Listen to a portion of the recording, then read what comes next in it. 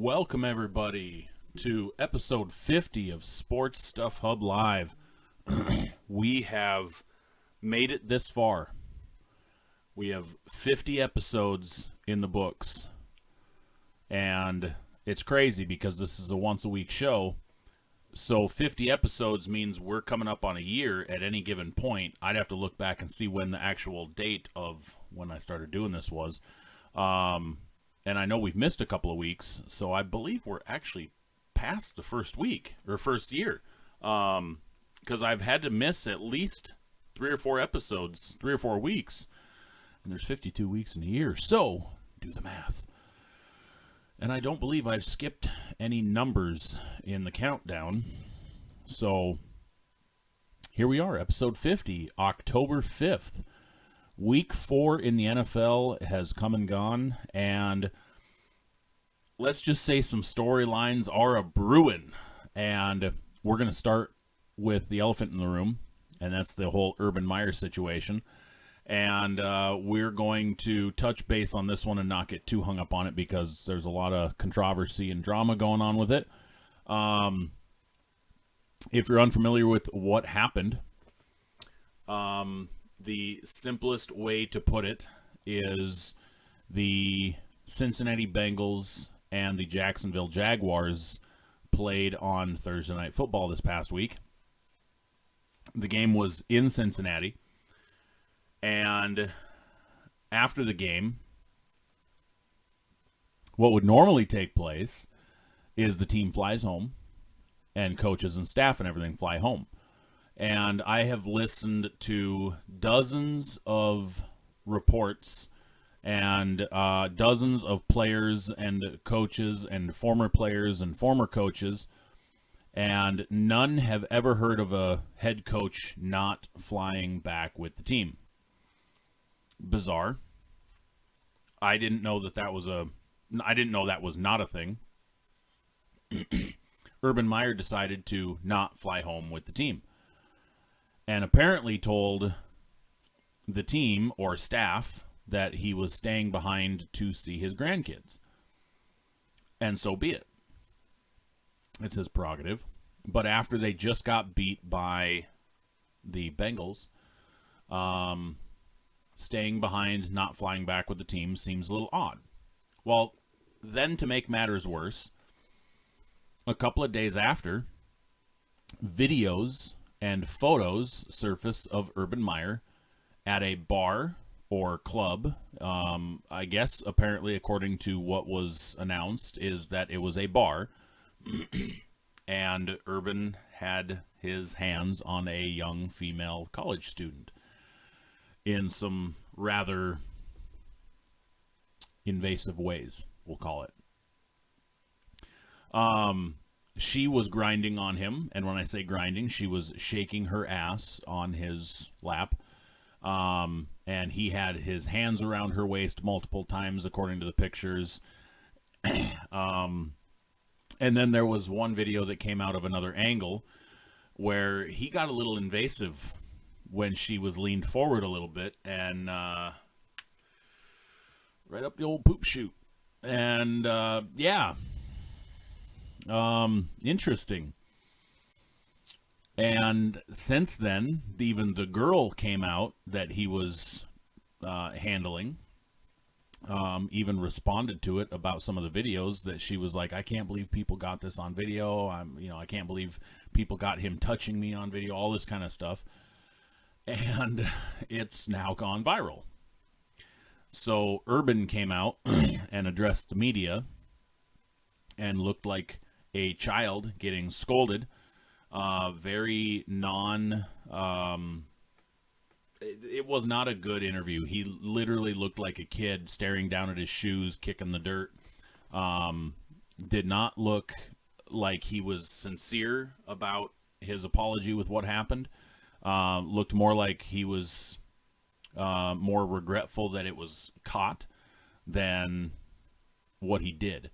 And not saying that as a grown man that he can't do those things, but he's a married man, married with kids and grandkids, and that his excuse for staying behind was to see his grandkids. Now, according to what he said in his first press conference regarding this, was that he was at dinner with his family, and a rowdy group of younger people wanted pictures and whatnot with him, and so he obliged.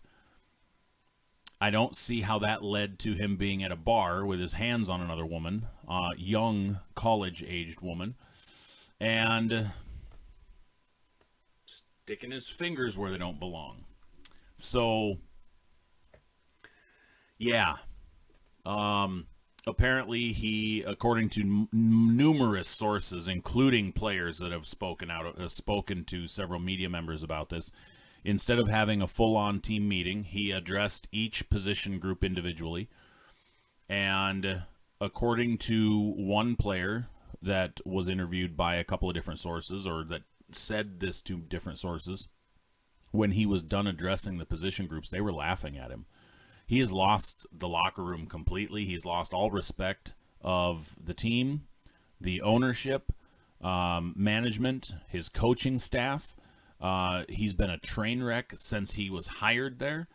And you guys have heard me say this multiple times. I believed he was in over his head, and I still say that to this day.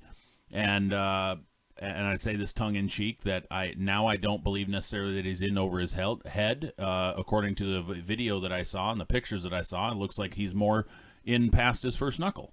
And I kid. Although it's rather distasteful what he did. But the owner, Shad Khan, came out, the owner of the Jacksonville Jaguars, and said, hey, what he did is wrong and whatnot, and basically said he's got to earn everybody's trust back. Well, no. He's been a train wreck since he got there, and the dumbest decisions that a head coach could make. He brought in an assistant coach that had that had made racist comments just a year or so prior. Who had to then resign his position because all this came out. He brought in a former quarterback who had spent the previous several years in baseball's minor league system and had never played tight end, and brought him in to be a tight end. That failed. He then wasted his second first-round draft pick on a running back, and not saying that his injury is the cause or anything like that, but he wasted a first-round draft pick on a position that they had a runner who was coming into his second year who had 1,000 yards last season. They didn't need that pick. Then shortly thereafter that they made that selection, he came out and flat out said, "Yeah, we really wanted Kadarius Toney." So you just admitted that you panicked and just grabbed a running back just for the sake of grabbing a running back because he was the college teammate of the quarterback that you just selected number 1 overall. So you admitted that you had a different player in mind, that you screwed up and panic selected the wrong player. Wow, great job, Urban. And now this. And the laundry list actually goes on and on. I just did a brief summarization of the train wreck that is Urban Meyer. And honestly, I don't believe he should make it through the rest of the season. I know a lot of pundits and NFL analysts have come out and said that, he should resign or the team should fire him, and so be it. If that's the case, what they do. I don't see him becoming a legitimate NFL coach. I don't believe he can do it because he doesn't have the mindset for it. He doesn't have the mindset to coach men. He has the mindset to coach males that are coming into becoming men, and guys that are not at that level yet. And that works for him, or worked for him. But to be quite honest, after what I witnessed with all these videos, I really believe that his immaturity, even at the age that he's at, is what kept him in college for so long and is what's keeping him from becoming an NFL coach. Personally, I believe that the reason why he was a college coach was so that he could fuck co-eds. But, hey, sorry for dropping an F-bomb, but to me, that's what it now looks like. That's what this looks like. This whole situation now just painted an ugly picture of this guy. And I believe now his whole purpose of being a college coach was so that he could sleep with 18, 19, 20, 21-year-old girls. That's now the picture that has been painted in my head. Now, did I think that before? Possibly. Do I think that some college coaches are in that mindset? Absolutely. That they use their status as a coach to prey on young 18, 19, 20, 21, 22-year-old girls when they're in their 30s. And I fully believe that Urban Meyer has done that. I wouldn't doubt it if it comes out over the next few years, a laundry list of college students that he has slept with. I wouldn't doubt it one bit. Now, his wife came out and apparently released a statement saying that she had no problems with what happened. Okay, hey, if that's the marriage you guys have, I'm not here to be a marriage counselor. I'm not here to tell you what you should or shouldn't do in a healthy marriage. That's none of my business. What works for you guys works for you guys. And if that's the case, if that's the type of thing that she's okay with, then so be it. Then that's between them. Now, if she just came out and said that to essentially save face and keep the media out of her own face,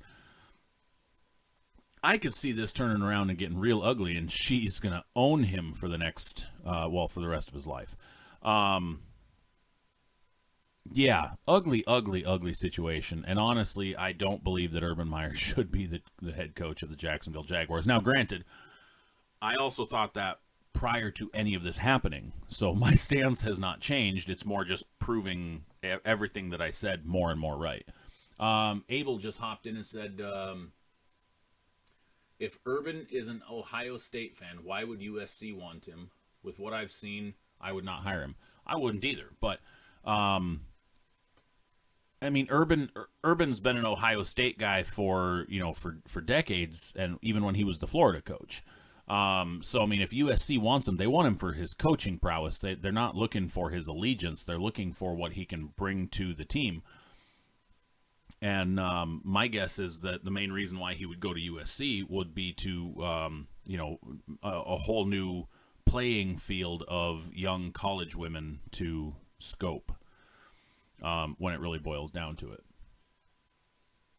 it. I would agree with you as well, Miles, that I say he's out by week 6. I honestly, I put out a comment earlier today on Twitter that Smart Money says that he doesn't make it through the rest of the season, and I would be willing to bet on that. But in the same breath, I almost wouldn't have even banked on him making it through the week, and then the Jaguars came out and issued that statement that he is going to work to fix the damage that he has done. What that exactly entails, I don't know. What that's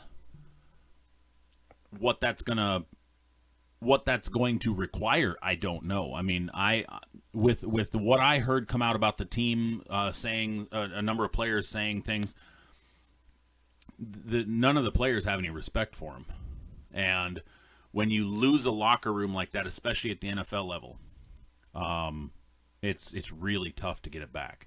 At any sport, you lose a locker room, it's tough to get it back. Now, this isn't Disney movies. This isn't just, this isn't Hollywood. One speech doesn't then earn back the respect of the players that you then lied to or burned. He literally lied to the players. And when you're a coach and you're lying to players and then they find out, you're done for with that team. You are done for. You lie to those players, you ain't getting that back. I'm sorry, you're not. There is not a speech that you can give I'm not talking white lies. I'm not talking like, hey, no, we don't have whatever for you behind this door, and then you open the door and it's there. I'm talking bold-faced lies. And that that doesn't, you can't just get that back with a team. This is not a Hollywood movie. Making a fantastic speech is not going to amp your players up to go, yeah, let's do it for Urban. No, that's not how this works. He is now going to have a number of players that are going to play down a level out of spite because they don't want to play for him. And if they don't want to play for him, that's going to make Trevor Lawrence's world really tough.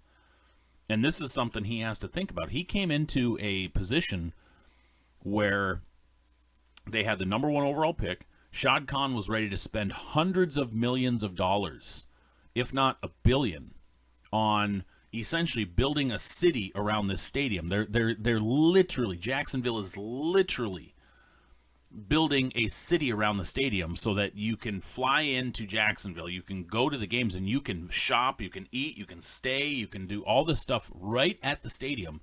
It's a city within the city. And Shad Khan is investing that money in this, and this is what Urban is stepping into. He was supposed to be the face of the franchise for bringing in Trevor Lawrence and turning this franchise around and making this a destination place. Not just a, we're going to go to a Jaguars football game.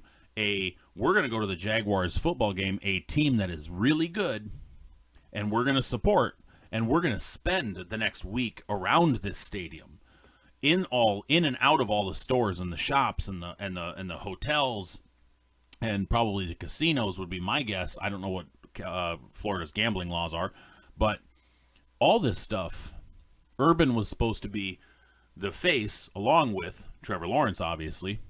And now you're looking at it as Urban might be the ass in all of this.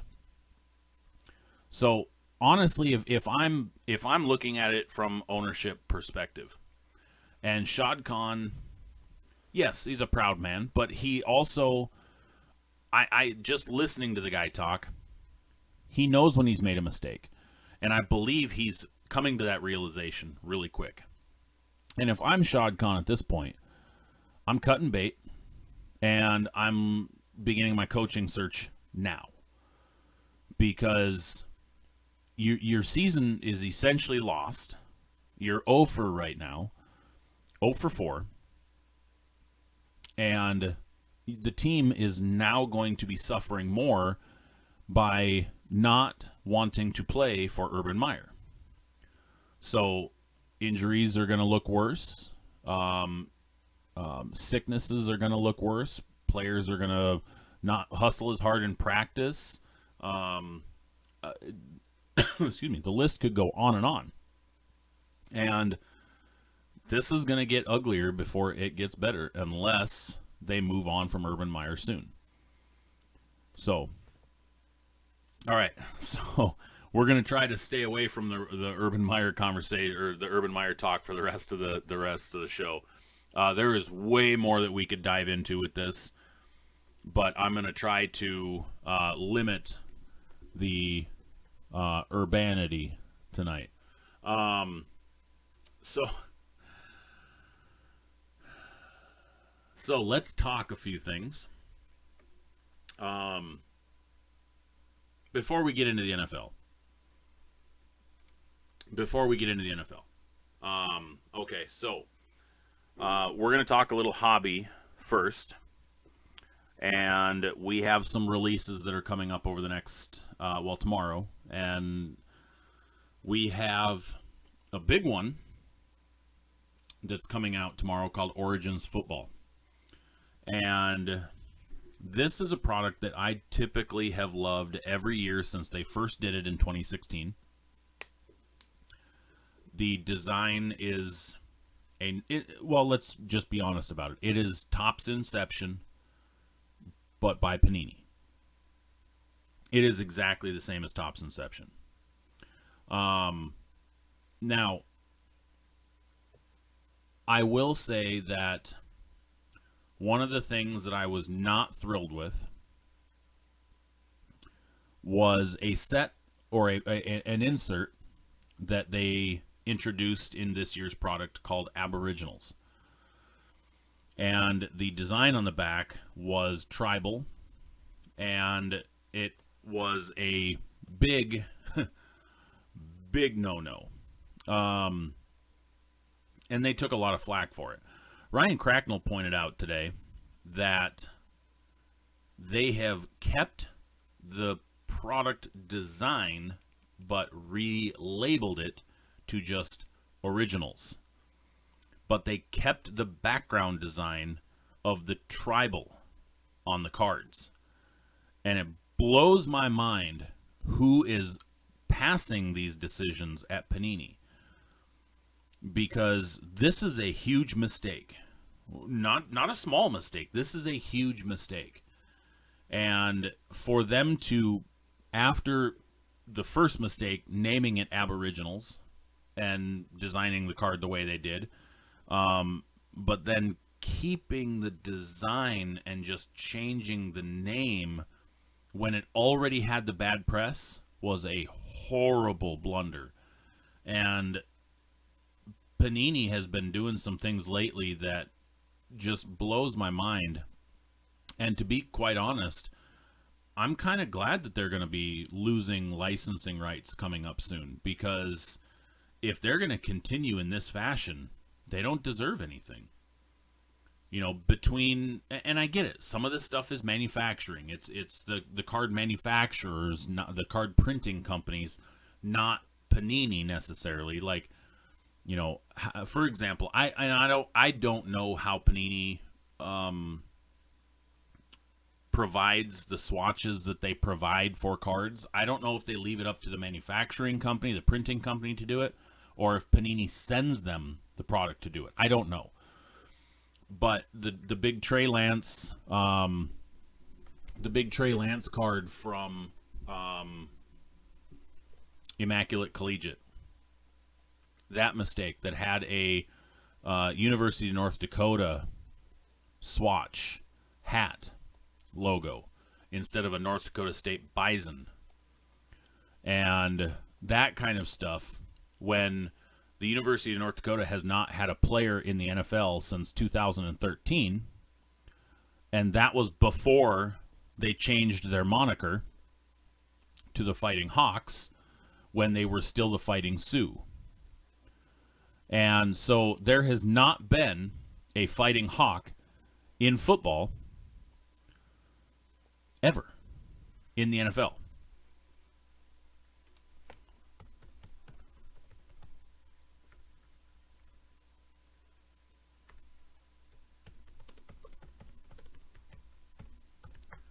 And I'm just checking this real quick.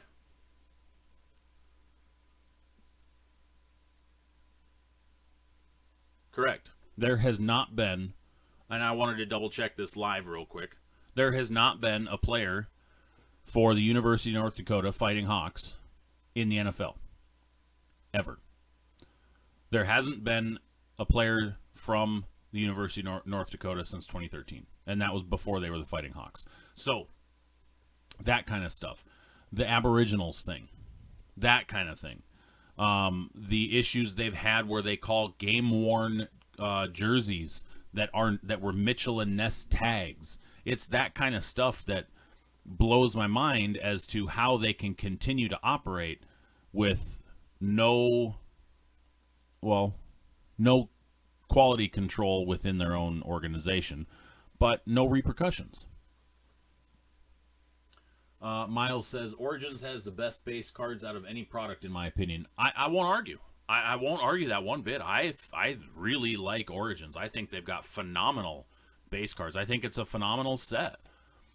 And then he says, what about different sport? What about a different sport? What about Panini for a different sport? They're just going to F that up too, in my opinion. You know, Panini has done some... Now, don't get me wrong. Panini has done some excellent things with sports cards, with trading cards in general. They have done some very good things throughout their time. They brought us Prism. It's you know, Prism is one of the most sought after things. Optic is now one of the more sought after cards. They've brought us, you know, stuff like that. Now, granted, they didn't bring us the rated rookie. That was Donruss. That was out long before Panini was ever even the idea of Panini was ever even a stain in somebody's bedsheet. So, the people who say they brought us Rated Rookie is not accurate. That was Donruss. They bought the rights to that. That would be like Upper Deck saying, oh yeah, we brought you the Michael Jordan Fleer Rookie card. No, you didn't. No. That was Fleer. You just bought Fleer. For the UND patch. What about a different sport? There has not been a professional athlete come out of UND for anything Panini has made for, since before they were the Fighting Hawks. They have not had a professional athlete that Panini has needed to make a card for a long time. Panini is basically HGA grading these days. Yeah, you know what? I can't argue that. But again, I don't want to just focus on the negatives, but a lot of the negatives that Panini has had come out lately, they've been major. They've been major kicks in the teeth to people. And that kind of thing is ridiculous. Between the increases in prices on their own website, Panini for the longest time would allow every retailer out there to sell their product, but then when they would drop it on release day, it would then cause let's just call it a shitstorm at those other retailers, because all of a sudden you could buy a box of Panini Gold Standard for $125, $150, but then Blowout would have it at $200. And now Panini is all selling direct, and that's their business model, was direct to consumer. I would rather have Fanatics take that over and be direct to consumer. It's my own personal preference. Panini is packing it in after the Fanatics news. But that's the thing, though. A lot of the stuff was before the Fanatics news. The Aboriginal card design was announced before. That was announced back in like May, that people were in an uproar over that. The Trey Lance UND patch was before the Fanatics announcement. That was a month plus. So a lot of the stuff, really the mistakes that they've been making were all pre-Fanatics.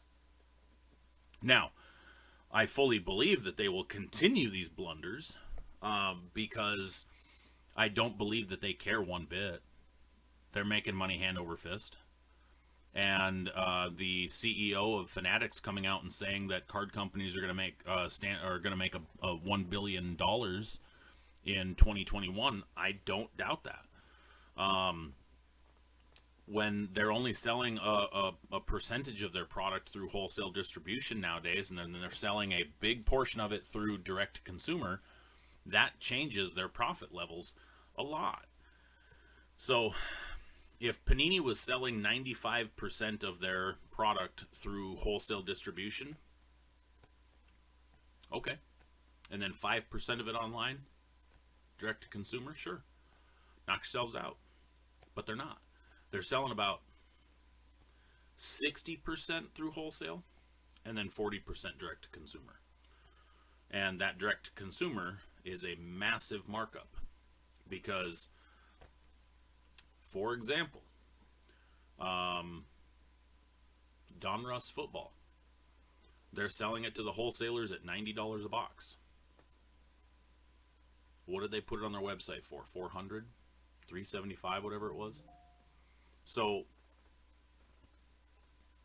the markup that they're making, the amount of money that they're making, hand over fist, and not cleaning up the QC side of things, frustrates me. Because if they're going to make that much money and not clean up the issues, then why are we supporting them?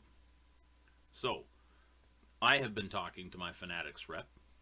I have a wholesale account with Fanatics.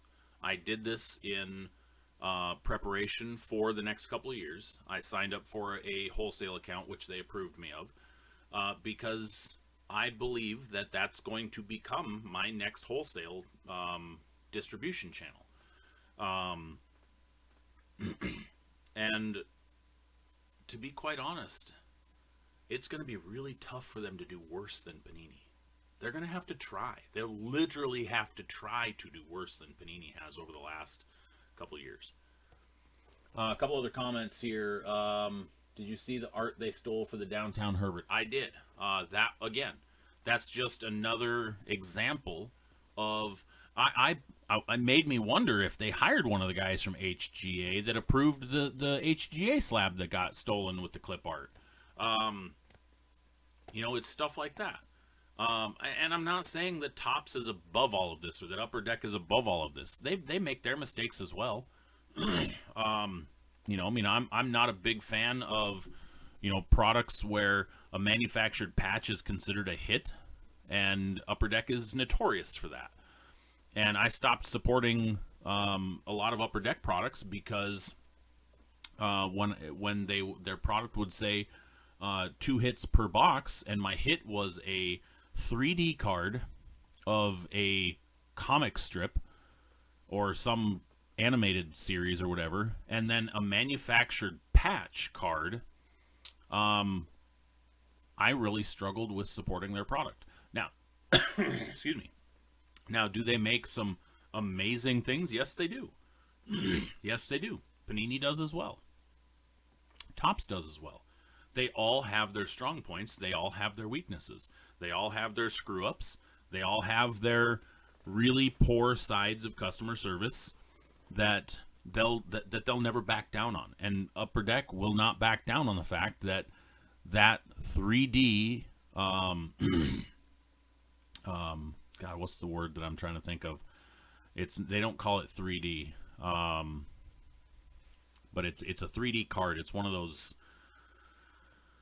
Oh man, now I can't think of the name of what they call them, but they call them whatever the case may be. But a 3D card and a manufactured patch of a freaking cat are your hits, and to me that's not okay.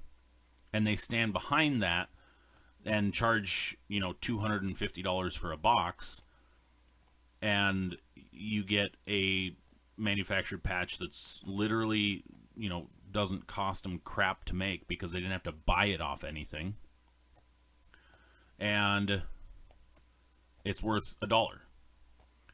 And now, granted, yes, I get it. I'm complaining about a card's value, which if I bought the product, I should know what the product is inside. But I like certain aspects of those products. But I really think that other aspects of those products are absolute dog shit, such as manufactured animal patches, such as 3D comic strip cards. And I use the term comics loosely. I'm a comic guy. I like comics. And these cards that they're using are unlicensed and taken from stuff that I've never seen before or heard of before, except for like War of the Worlds, which I get it, okay. Or the robot, whatever it was, the robot uprising, and they're calling it a hit. That's not a hit. That is not a hit. So, sorry, frustrations, and I will continue to voice that because I always hold everybody in the same standards. I don't give a pass to anybody. I will always hold Panini, Upper Deck, Topps, Fanatics, whoever the next card manufacturer will be, Wild Card, Onyx. I hold them all in the same standards. Do your job, do it right, and do right by your collectors, because that's who is supporting you, and that's where your money is coming from, is the collectors who are buying your cards, not the breakers, not the retailers, because you can sell direct to the Panini's proved it, Topps has proved it as well. You can sell direct to consumer. You don't need a retail chain. You don't need a wholesale chain. You can sell direct to consumer. So those aren't the supporters of you. The supporters are the people who are collecting your product. That's who the support is coming from. So if you don't do right by your collectors, what are you doing? What are you doing? You're letting everybody down then. I get in, and I might get in trouble for saying this. Now, when it comes to being a business, some things do frustrate me, and I'm going to vent for a minute. Not like I haven't been for the last few minutes. But National Treasures basketball recently came out, a month, 2 months ago, whatever it was, and quite a few people were in a shitstorm uproar about it because of how bad that the product in general was when you pay $4,000 for a box and you get $200 worth of hits. I get it. In fact, a company that I have a tremendous amount of respect for, which would be the Blez company, the Blez brothers, who are one of the largest breakers in the United States. I think the world of those guys. And Damon came out and gave a speech about how they were pulling National Treasures basketball from all their breaks after they broke their first 3 cases and just got dog walked. And I get it. I get your support. And he said, we're not going to stand breaking a $4,000 a box product to get this kind of results. Now, I agree with that. What I don't agree with is nobody forced his hand to charge $4,000 for the product. And this is where I may get in trouble, because my mouth does not stop. And I didn't say this on social media. I bit my tongue. You didn't have to charge $4,000 for that product. You saw money, and you charged $4,000 for that product. And in fact, it wasn't even $4,000 a box you were charging. It was more like $4,800. I did the math. So to come out and publicly try to discredit Panini over this and say that the product is so bad that $4,000 is overpriced, you didn't pay $4,000 for the product. In fact, probably paid around $700 a box days, $700 to $900. Typical allocations were around $1,000 to $1,100 a box for most wholesalers. They buy in mass quantity. They're probably getting it around $900 a box. Okay. So, who was charging $4,000 a box to start with?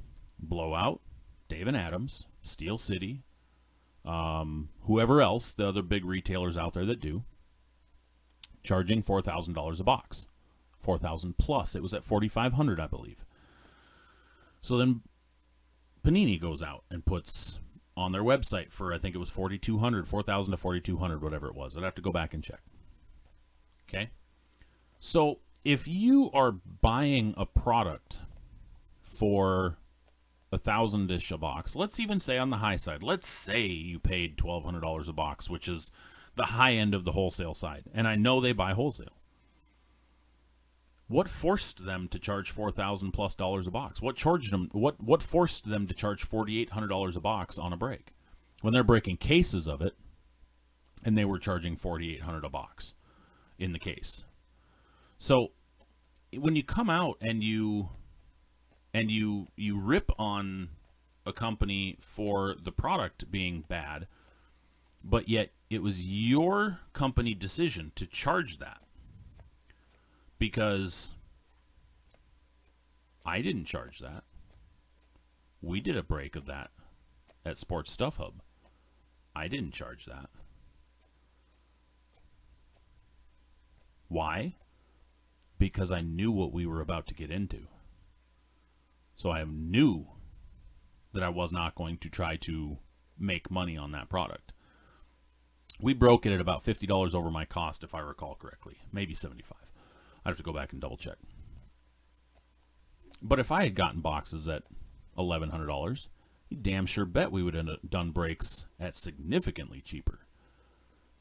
So breaking 3 cases and then grandstanding and saying that it's not worth that product, so you're not going to break it anymore, but then not offering a discount for it, you don't have to make 400% profit.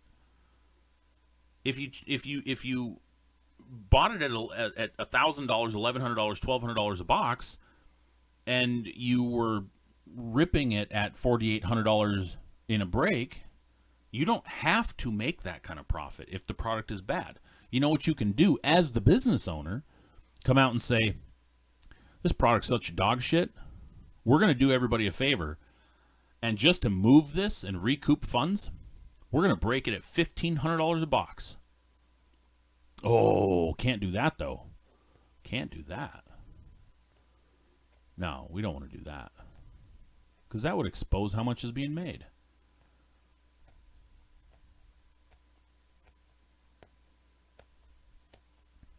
Brutal.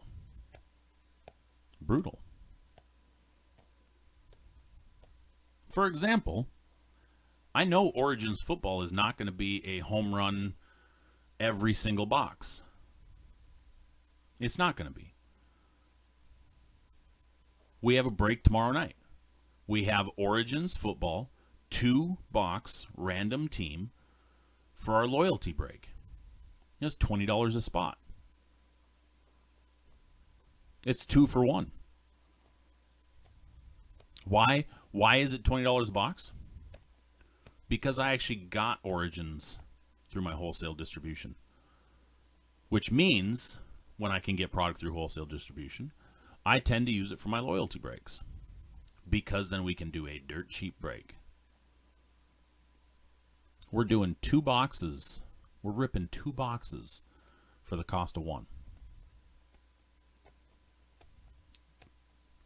I don't want to do a break at $500+ per box. No. Because I know how brutal Origins can be. I love Origins. I love the design. I love the look. But no way in hell was I going to do a 2-box break at $1,100 per total. No. Too much. It's too much. So that's the type of stuff that frustrates the crap out of me. I don't enjoy grandstanding. I really don't. Especially when I know the details that go on the backside. Because when people do things like that, and again, I have a ton of respect for Blez. And I think the world of those guys. And coming out and pointing the finger at somebody else for it being their fault. Yeah, it was Panini's fault for what the product was. It wasn't Panini's fault for what the price was. And when you grandstand like that, and you point the finger of blame at everywhere else but at yourself, then I kind of start to get frustrated.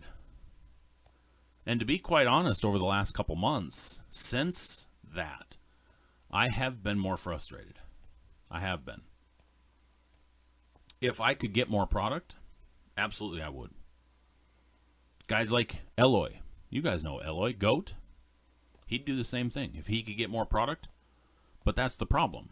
Guys like him and I are getting our allocations taken away because, and I know this is one of the reasons, because we are narrowing those margins.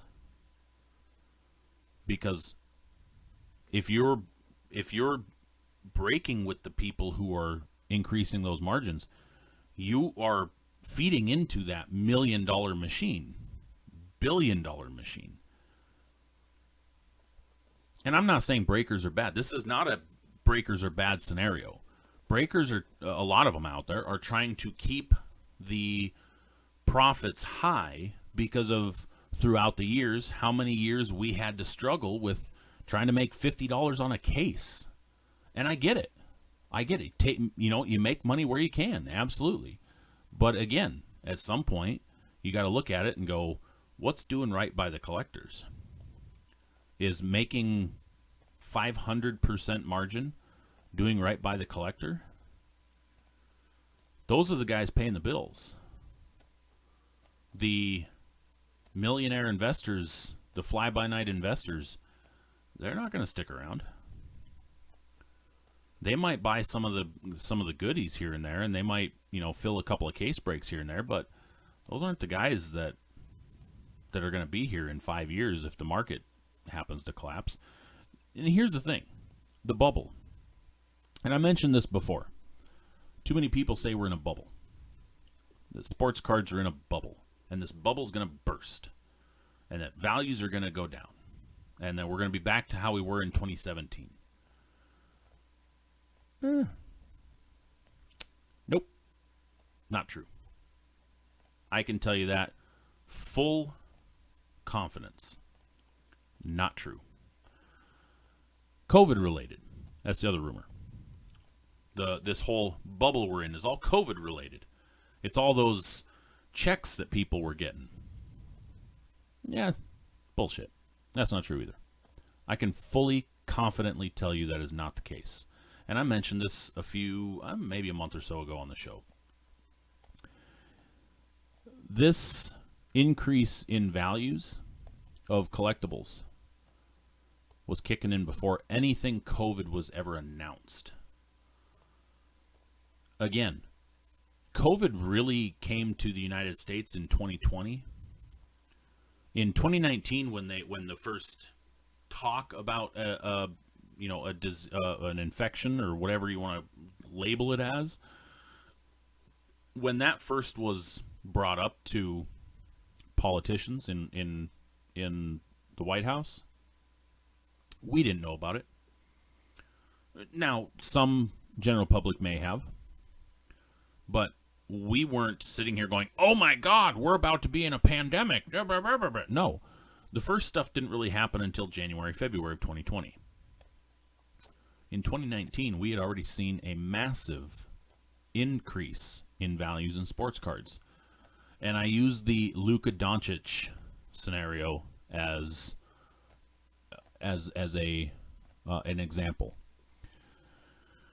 The summer of 2019, Luka Doncic Prism rookie cards raw were $10. How do I know that? Because I bought several.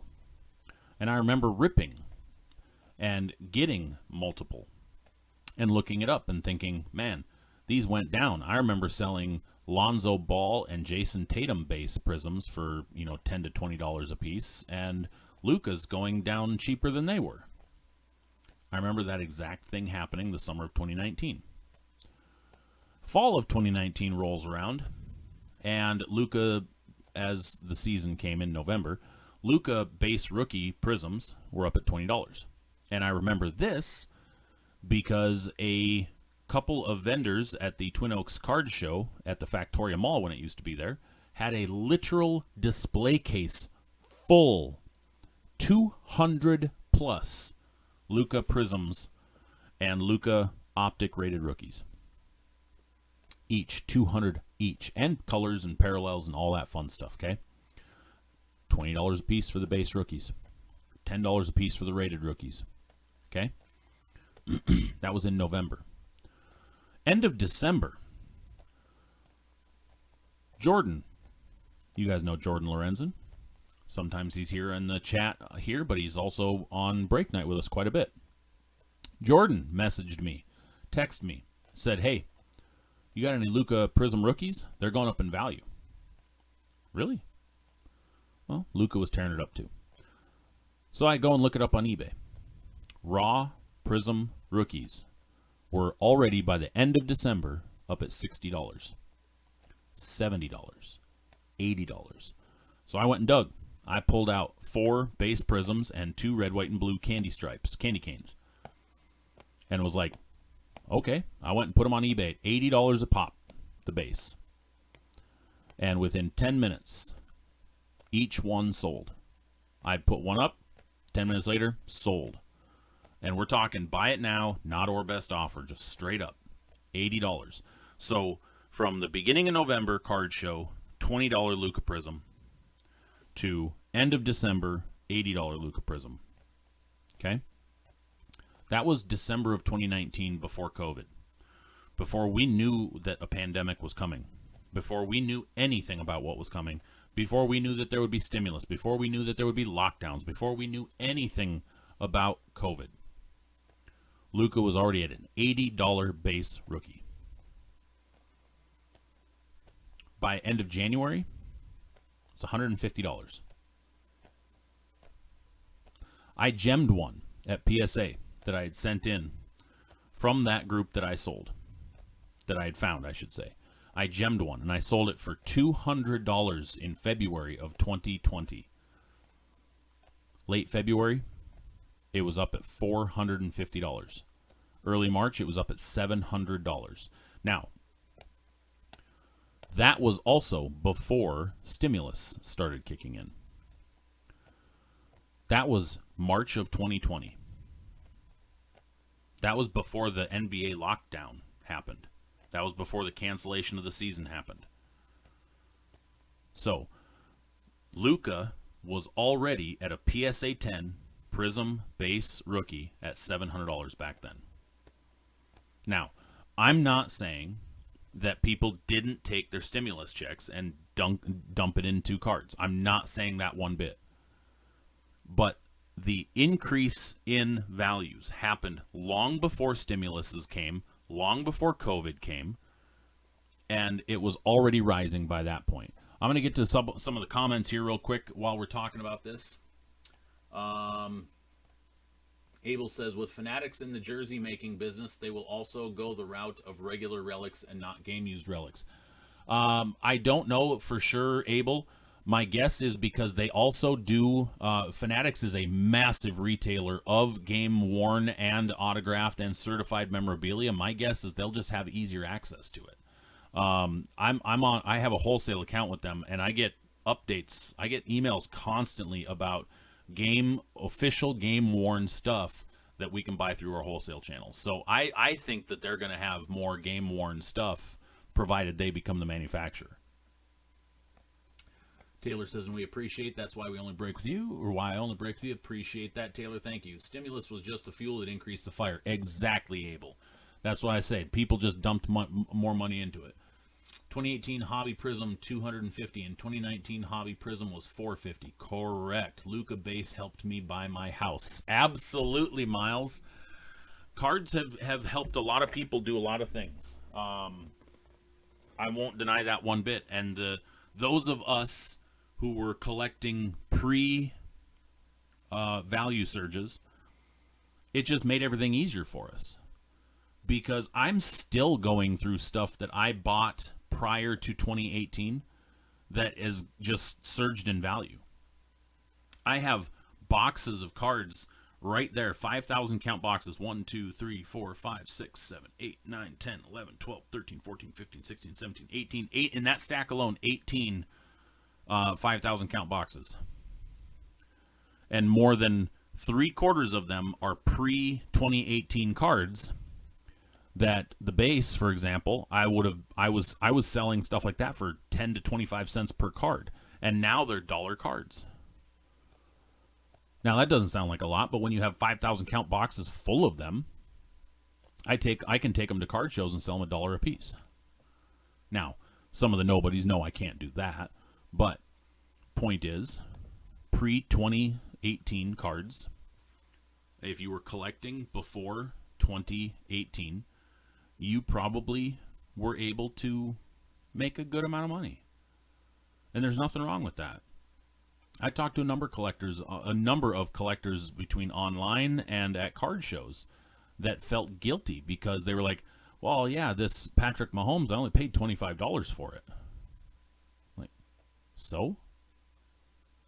I mean, if you bought a house for $50,000 in 1970, you're not going to be like, no, you know what? Yeah, I'm not going to let you give me more than, maybe $100,000 because, the value went way up on it. I'd feel guilty if I took $1 million for it because I only paid $50,000. No. You were in a proper position.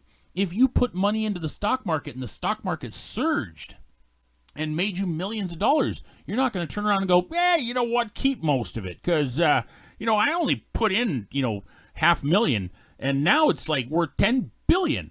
I don't need all that. I don't want all of it because I kind of feel bad. No, that's not how it works. That's not how it works. Those of us that were in it beforehand, now we're finally getting to reap some benefits. Literally for years, you'd buy a card that splurging was $50. And then you run the risk of it dropping still.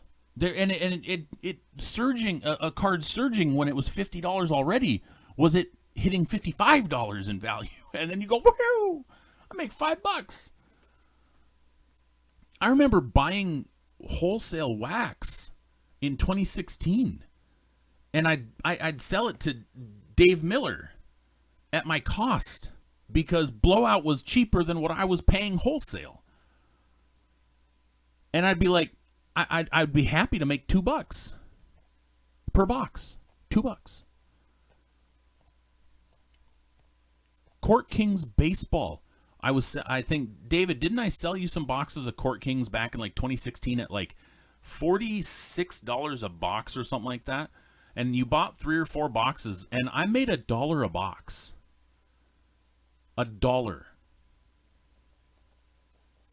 I couldn't even sell them on my website at those prices because the fee, just accepting the fee to sell it, would then mean I was taking a loss. Do you guys understand that? As a business, your goal obviously is profit. I had to sell singles just to make profit back then. When I was running group breaks, if I had one spot not sell, I took a loss on a break. One spot. That's how bad it was. Because I literally would get people who would add up the cost of my breaks, and I would get emails from people accosting me for making $20 on a case. On a case. And I'm like, what are you, I'm still cheaper than everybody. What are you yelling at me for? It's insane.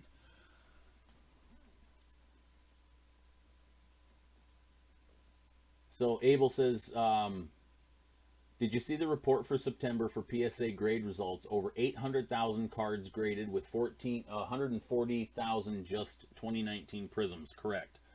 Zion alone accounted for 24,000. And they said something about Michael Jordan was the most graded player during that month as well. Yes, David, I scammed you for $1. I made $1 profit. I had to sell them to you locally because I couldn't afford to get this. I couldn't afford to sell them on my website because I would have taken a loss.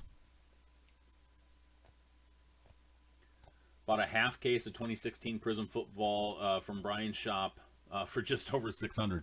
Yeah. And I guarantee he was probably dang near at his cost selling it at that.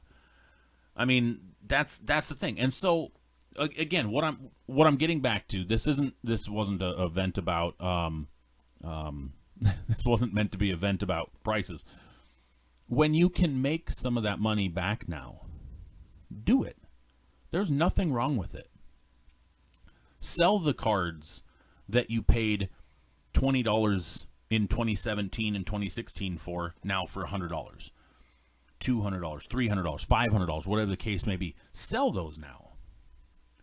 Because we may never see this type of exponential growth again. We're more apt to see it go the other way than see it continue to go up. Now, again, getting back to my whole bubble speech, I don't see this being a bubble. There's so much in the collectibles world. I don't believe we're going to see a bubble pop. There's too many people now that are invested in sports cards and sports in general that I don't see a bubble bursting of any sort. Now, will we see some market corrections? Absolutely. We're starting to see it already in the basketball world. Now, could that turn around completely this basketball season and escalate to where it was before? Absolutely it could. But it kind of depends on a number of factors, draft classes being one of them. But a bad draft class can turn out to be a good thing for the previous year's draft class. For example, if this year's football draft class does not pan out, 2020 is going to go astronomically high. Like, honestly, it's not a bad idea to sit on your Justin Herberts and your Joe Burrows. Not selling them is not a bad thing.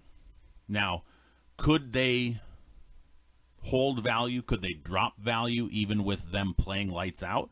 Yes, if values in general tank. Now, what I will say, what can seriously hurt your card values is going to be the economy. If we end up with another economic crash, then we could end up with fuel for fires. That is what I will say you need to be more careful of than just values of cards. Values of cards are not going to just tank. They're not going to. Again, there's too many people invested into that world now, with more coming aboard and more people being invested in sports in general for that to just tank. It has to be related to something else. The stock market, the economy, things like that.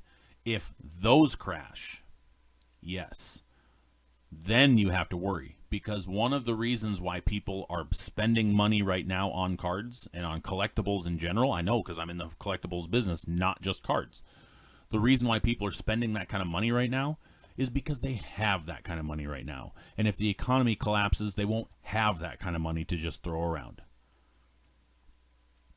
The collectibles world can dive, sure, but it's going to be related to something. It's not going to be on its own. It's just not going to be. Sports are literally people's escape from reality. Now, if the economy crashes, does that mean that sports cards could be crash-proof? No, I don't believe that. Because, again, it's a luxury. It's not a necessity. My job is a luxury job. If the economy crashes, I'm looking for another job. My business would not survive if the economy crashed. I'm being real about it. Sports Stuff Hub would probably go under if the economy crashed, because cards that I have, well, I don't have them next to me because they're all packed away from the last card show, but cards like this Steph Curry jersey card that is an $80 card today, if the economy crashed, is going to be worth $10. You know, that's the type of stuff I'm talking about. My $5,000 Justin Herbert rookie booklet from Booklet Auto from Playbook. It's not going to be a $5,000 card if the economy crashes. Now, is it going to stay a $5,000 card if Justin Herbert falls flat on his face in 2022? No. But could it go up to a $10,000 card if Justin Herbert wins an MVP and a Super Bowl in the next couple of years? Yes. Yes, it could. Unless the economy crashes. Getting back to some more comments. Or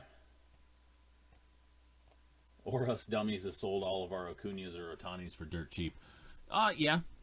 Yeah, I mean, you sell when you sell. You know, the big thing is you don't look back and go, man, I could have, or I should have, or I would have, you know. Whether you hold or whether you sell, you got to have short-term memory about it. You can't sit there and second guess yourself, or wish you hadn't. Hindsight's 20/20. Because what would have happened today, Taylor, had you not sold those, and Ohtani's injuries had kept up, or Acuña ended up being a bust? You'd be kicking yourself today for not selling them before. You know. That's the gamble of sports cards, and we all know that. We all know that. But right now, with the way the market is, get the money. Take advantage of it. Buy your house, Miles. Enjoy it. That kind of stuff. That's stuff that a whole new world got opened to you because of the market today.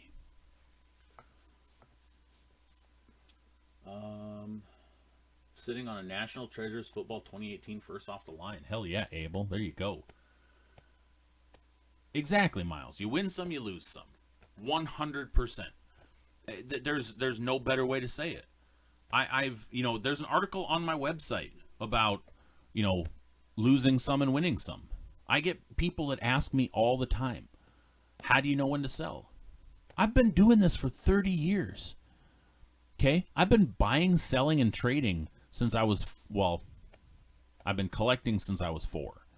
I've been buying, selling, and trading since I was about 8 years old with friends of mine at school. Actually, I would say 10 was probably the first time I did a sale or a trade. There is no formula to this. I'm going to tell you that right now. Do not ever feel bad about making a sale. Do not ever feel bad about making a purchase. Do not ever feel bad about what you're doing with your collection. Because there is no way to know for sure whether you're going to have a card that goes up in value or have a card that goes down in value. Now, a lot of people say that vintage is foolproof. No, it's not. Even vintage is subject to value decreases. How? Well, a number of things. Getting slid down in the record books. Easily, I might add. Having bad publicity come out about your family or things like that.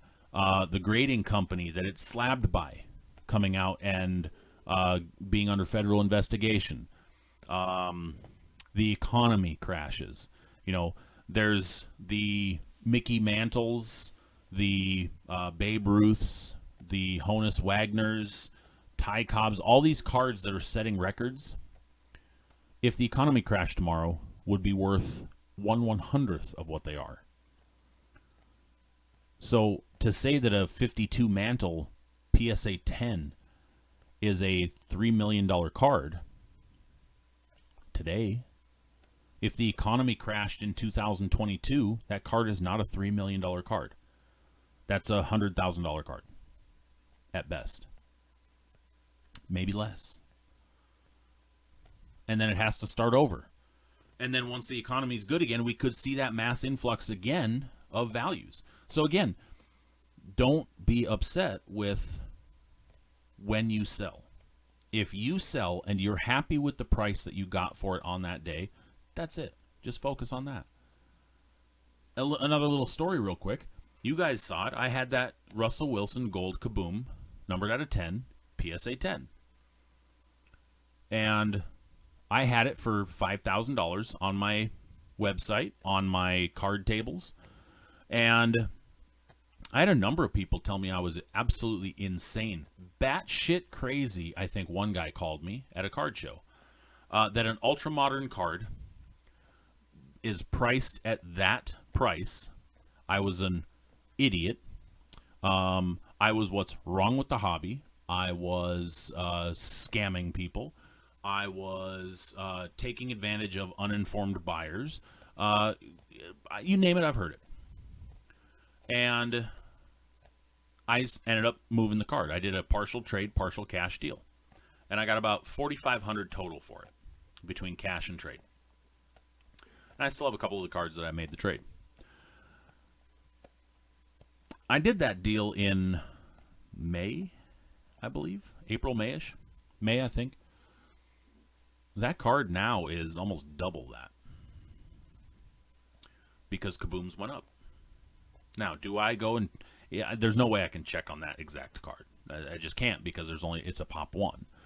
But kabooms in general have taken a massive increase. The same year set, 2020, absolute kaboom, Tom Brady Gold, PSA 10, recently just sold for almost $20,000. Now, if you're going to sit here and tell me that a Tom Brady is worth 4 times what Russell Wilson's is, no. Double, sure. Maybe $12K for the Russell Wilson at max if Tom Brady's went for 20. I could see 10 all day. Am I upset? No, absolutely not. No. Does it suck to hear? I'm excited for the guy, though. I'm excited for the guy that got it. He said it's a grail for him, which is awesome. But if he wants to sell it, that could be the next Miles. That could be... He has an apartment with his girlfriend. That could be the next Miles. That guy could sell that card and use that as a down payment on his house. That's the same story that Miles had. Patrick Mahomes cards helped Miles get a house. Now, if Dre comes into one of these shows and says, man, I sold that Russell Wilson Kaboom, I hope you're not mad at me. I'll be like, no, man, it's your card. What'd you do with the money? Bought a house. Hell yeah. Yeah. Now, if he said, what if I asked, what'd you do with the money? He said, I put it into more cards. Hell yeah. Because I don't give a crap. You made money on it. Fantastic. Awesome. I facilitated that.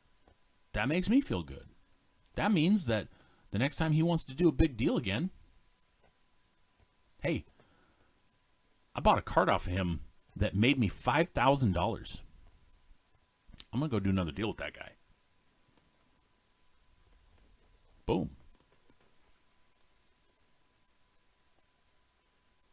Abel says he must not have been at the Vegas show. So many cards I would have liked that were 10K plus. Some people are just not informed. Absolutely. But here's the thing, Abel, and I'll say this to everybody. There are a lot of old heads in this hobby that don't understand ultramodern. And they're so used to the days of the junk wax era, which I could get into that whole thing, and maybe I'll touch on it, because this is the longest hobby conversation we've had on Sports Stuff Hub Live. And I'm kind of enjoying this, because sometimes it's nice to just breathe and get some things off my chest. But there are some old heads in this hobby that frustrate me. The guys who think that a card should never be worth X amount of dollars. It's not up to you or me to tell anybody what a card is worth. It's up to whatever somebody wants to pay for it. Now, a Babe Ruth rookie card to you, Abel, might be worth more than it is to me. So maybe you shell out $500,000 for it. Whereas I might go, yeah, I'd maybe only pay $50K for it. So for any of us to tell anybody what the value of something is based on our own opinion is bullshit. And anybody that tries to tell somebody that something is not valuable is arrogance. So, leading on to the junk wax era, and how people like to say now that we are entering a new junk wax era. I don't believe that we are anywhere near a junk wax era. The people who say that we are getting into a junk wax era never truly actually experienced the junk wax era. I started collecting towards the tail end of the junk wax era. But here's the thing. Back then, Topps made 3 products. Series 1, Series 2, and Bowman. That's really it. Maybe a 4th product in a year. In an entire year, they released 3, maybe 4 products. Okay? So in order to appease collectors, they had to print millions of every single card. And the population back then was nowhere near what it is today. The population in the 80s, I think, were probably, 5 times what the population was in the 1980s? 10 times maybe? So we have more collectors nowadays. And more potential collectors nowadays. So, if the 1987 Topps Kirby Puckett base card is made, they had to make 1 million frickin' copies of it. Because there wasn't 40 different products that Topps released on a year-to-year basis. They released 3 or 4. Now, you had Donruss, you had Fleer, you had Fleer Ultra, you had Upper Deck. So you had a number of manufacturers, but each one only came out with 1 to 2 products a year. You know, a couple of them did a Series 1 and a Series 2, and that was it. So you had 5, 6, 7 manufacturers that would come out with a product, and sometimes 2 to 3. So, but each one literally made 1 million copies of every card. So when you look at a 700 card checklist between Series 1 and Series 2 baseball, a 700 card checklist, and there's 1 million copies of every card. 1 million copies of every card times 700 cards. That's a junk wax era. Now, Panini has 40 different products that they release in any given year for any given sport. Each base card maybe has 20 to 30,000. Prism, probably a little bit more. You can't really follow pop reports because of cracking and resubbing. And that's the one thing that this is exposing with cracking and resubbing, which we can get into that topic for a whole nother day. But it's not really exposing true numbers for pop report or for print runs. So if we're talking, let's say there is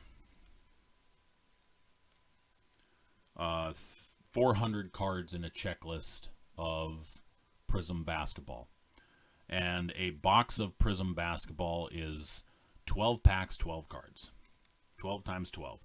That's 144 cards in a box. Okay, 144 cards in a box.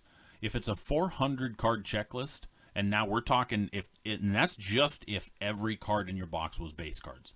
144 cards. If your box was 144 cards and it's a 400 card checklist, it's going to take you 3 boxes minimum to build a complete set. And that would be if only your cards were base cards, okay? So 432 cards you'd get if that was the case. So 144 cards in a box, and there's 10,000 cases made at 12 per. 10,000 cases times 12 boxes per. So there's about 120,000 boxes. Okay? Think about that. 120,000 boxes of Prism basketball times 144 cards per box is 17,280,000 cards. Okay? I had to turn my phone this way just so that I could show you guys this. 17,280,000. Okay? That's just base cards. That's just if you looked at it as base cards.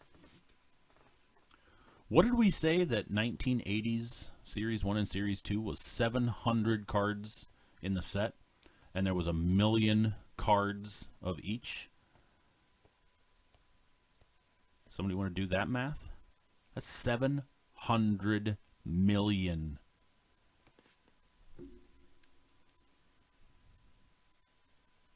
Today's print run, 700 million from the 80s. Tell me we're in a junk wax era? Not even close. Now, 40 products that come out, but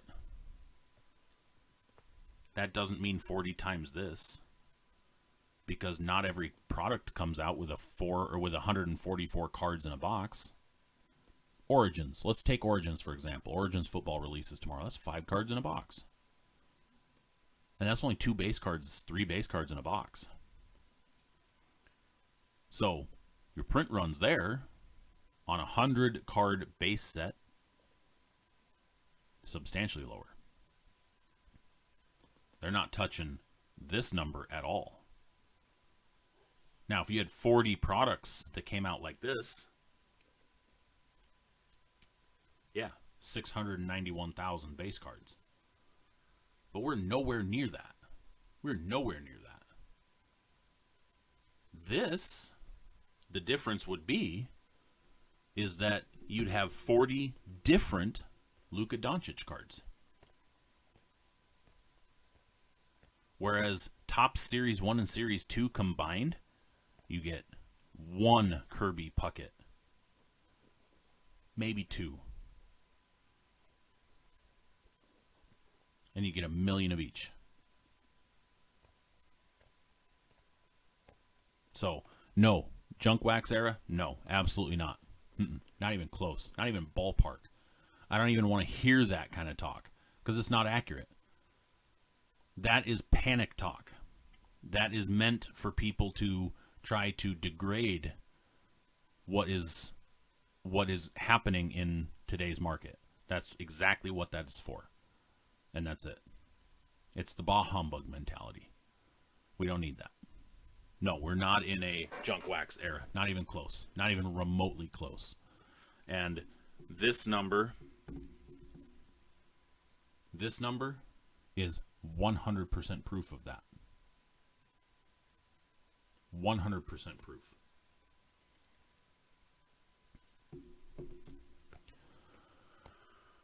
Oh, man. We need to get into some sports talk yet. Sports Stuff Hub Live was all hobby talk except for Urban Meyer so far. So, all right, so getting into some sports talk.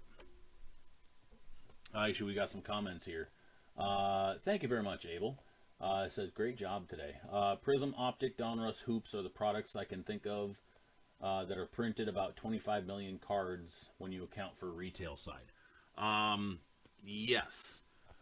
This would be more hobby based, but that's Prism,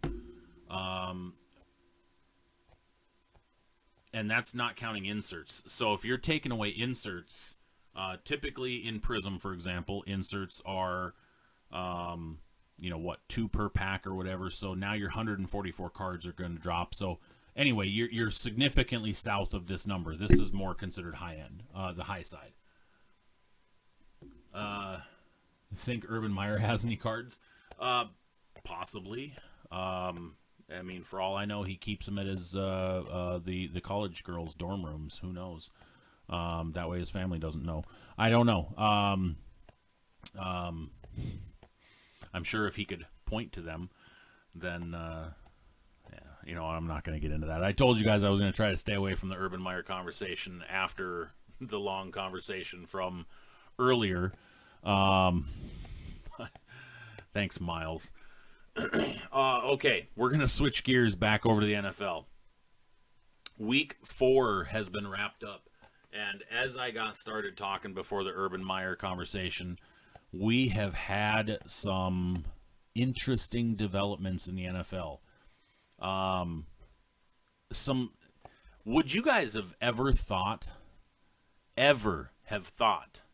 that going into this season that the Las Vegas Raiders would have started the season 3-0?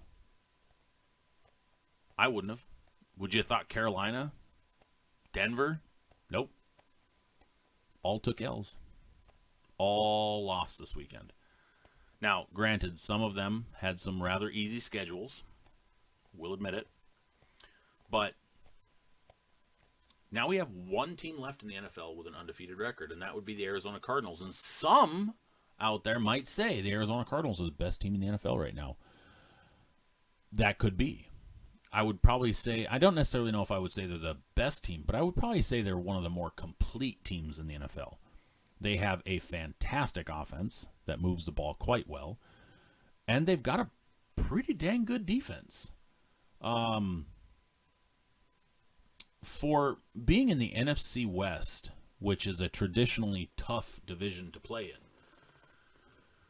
and beating last year's playoff team and a recent Super Bowl participant and a recent NFC West champion, I gotta say, I am impressed. Now, they've had flashes in some quarters throughout the first 4 games where they were a little less than stellar, but that happens. Some teams aren't going to always play perfect. Before we get too deep, I'm going to get into some more of these comments. Tops Baseball for sure has many print runs as well, included retail hobby, nothing like junk wax area. Correct, Shane. Abel in Vegas has a football question. Should the Chargers give up a third-round pick to acquire Brandon Cooks from the Texans? I don't think they need to. I really don't think they need to, Abel. I mean, with the way Mike Williams and Keenan Allen can play, and the number 3 and number 4 receivers and the tight end that they have, I think they'll be fine. I don't believe they need Cooks. I think there's some other wide receiver needed teams that could use Cooks. Chicago would be one of them. I was singing the Rams' praises to other people, and then the Cardinals took them to the woodshed. You know what, Miles? Same here. Honestly, after the Rams beat the Buccaneers in Week 3, I was ready to dub the Rams the best team in the NFL. And then the Cardinals had me put egg on my face. And not saying that the Cardinals weren't good before that, but I did not expect them to just lay a beating on the Rams like that. That was shocking. So, 4-0 team, only one that remains, Arizona Cardinals, NFC West. And you have the Rams now at 3-1. Seattle and San Fran, after San Fran drops a heartbreaker to the Seattle Seahawks in San Francisco, are both sitting at 2-2. David Miller says, Cardinals are a lucky 4-0. Vikings missed a friggin' 34-yard field goal. That is correct, they did. But you know what? Teams make mistakes all the time. It's about capitalizing. And, you know, sometimes it bounces your way and sometimes it doesn't. And, you know, to be quite honest, Green Bay is a lucky 3-1. Because Pittsburgh had a blocked field goal that was returned for a touchdown that was called back on an offsides call that was bullshit. And that right there was a 10-point swing.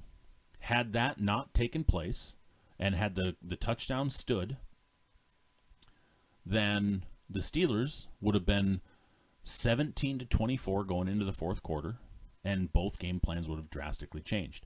Mind you, the Steelers scored a touchdown in the fourth quarter, which would have made it 24-24 and probably sent that game into overtime. Kyler Murray, correct, Abel. He is fantastic this year. How good is Bridgewater? Denver was not able to move the ball once he left the game. Correct. And that's the thing. Teddy Bridgewater, I said this before. I think Teddy Bridgewater is talented. I was very disappointed with Minnesota letting him go after his injury. Now I get it. They did kind of like what the Chargers did with Drew Brees. They weren't sure if Teddy was going to heal properly and be able to come back and be who they wanted him to be. And so he went elsewhere and showed flashes of what he could do in New Orleans when Drew Brees was hurt. And then was in a bad offense under Matt Rule, which sounds weird, but that team was built different and very reliant on Christian McCaffrey, and McCaffrey got hurt. Therefore, all that pressure was put on Teddy Bridgewater. It didn't work. Now in Denver, he has a run game, he has blocking, and he has wide receivers. And Teddy can flourish in that type of system. It's a good system for him. And I think Teddy will do just fine.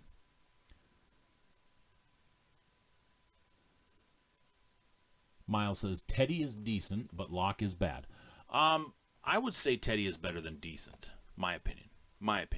And that's from watching him throughout the years and watching the types of offenses that he's played in. When he was in Minnesota, he did very well, and then he got hurt. And this Denver offense is more similar to what he was in when he was in Minnesota. David Miller says, I'm saying Cardinals are more hyped for their 4-0 than they should be. Trey Lance is about to tear them up. I would love to see Trey Lance tear the entire NFL up. I don't believe it's the Trey Lance show yet. And I think the world of that kid. and I think that he is the future of the NFL. But I don't believe that it's his time yet. And there was flashes in that Seahawks game where he looked really good and really poised, and then there was some times where he made some bad decisions and bad throws, which happens. I would love to see Jimmy Garoppolo come back, be able to handle running the show, and let Trey learn Kyle Shanahan's system more without having to be on the field and sacrificed to really good defenses. That said, if Trey settles some of those inaccuracies and some of those flashes down that he's had, I think he's been really good this year. he could literally still take Rookie of the Year, missing the first 3 games. I mean, that's how. Now, that's also kind of indicative of how bad the other quarterbacks have been, but it's possible. So, NFC West, though, is a crapshoot. I mean, yeah, Cardinals are 4-0, but, I mean, it's anybody's division still. NFC North, Green Bay, after dropping a shitter in Week 1 against New Orleans and looking like absolute hot garbage, have now bounced back for 3 wins in a row. And they've looked really good, aside from their defense giving up a boatload of points. Well, I wouldn't even say a boatload. They only gave up 17 to Pittsburgh. But, you know, they've got a negative 5-point differential, which I think is the only leader in a division with a negative differential. But let's talk about Chicago for a minute. Okay. Justin Fields was the starter in Week 3 because Andy Dalton was hurt. And Justin Fields looked like he was lost. That offense was horrible. They had less total yards of offense than Justin Tucker's game-winning field goal in an entire game. And that was on Matt Nagy, because I honestly despise Matt Nagy. I don't think he's a very good head coach, and I think he needs to go. Then they come back in Week 4, and Justin Fields is moving around more comfortably. He's making confident throws. He's connecting with his receivers, and he's doing better. And they win the game. And now Chicago is sitting at 2-2.